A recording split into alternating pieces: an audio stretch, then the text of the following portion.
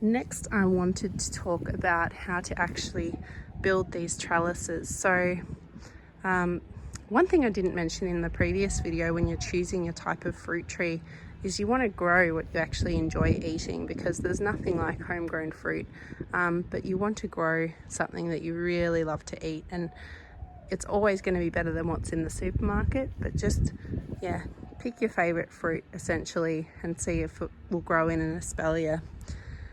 So how did I actually build this trellis? So you can see I've got some posts here.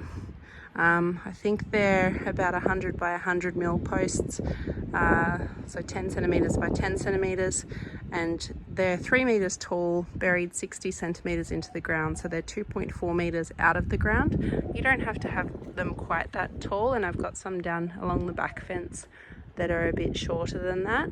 And then once you've dug your hole, you want to put a little bit of gravel in the bottom of the hole, just to make sure that the drainage is good and it stops the post from rotting. And you want posts that are treated for in-ground use as well. So I painted my posts, you don't have to paint them.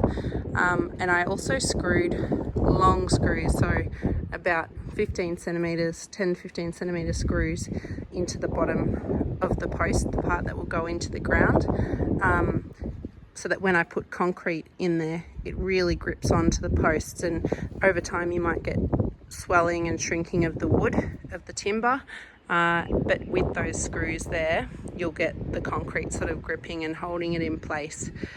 So dig your hole, put your gravel, put a little bit of gravel in the hole, put your post in, and then I put the post spirit level, or a post hole level, sorry, a post level up against the post here, just to hold it and make sure that it's level and that you don't have a wonky post. And then I put 2 bags of quickset concrete into each of the holes, and then backfilled with soil. We've got clay soil here, so it's really, really heavy, and so it holds it in place quite well, but it does have the concrete down there.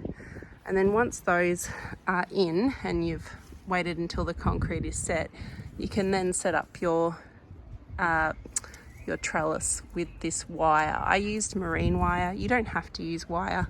You can use, you know, there's all sorts of different ways of building a trellis, but I'll come down the back and I'll show you how I did it. So using marine wire that's treated for marine conditions, obviously, so it's not going to rust. And this is 2mm thick wire. You can see here where I've got, this is called a swage, that I've used a swage tool to crimp shut the wire, and you thread it through a little thimble. And then this here is called a saddle, and you attach that on there, and then I just run the wire back and forth along my posts, back and forth until you get to the end. When you get to the end of the wire, I like to attach it to a turnbuckle, and I make sure that the turnbuckle is wound all the way out. This here is wound in so to tighten, but when I attach it to the turnbuckle, it's not yet attached to this post. I wind it all the way out, really tighten the wire so that it's as short as it can be, while still comfortably being able to attach it onto the post.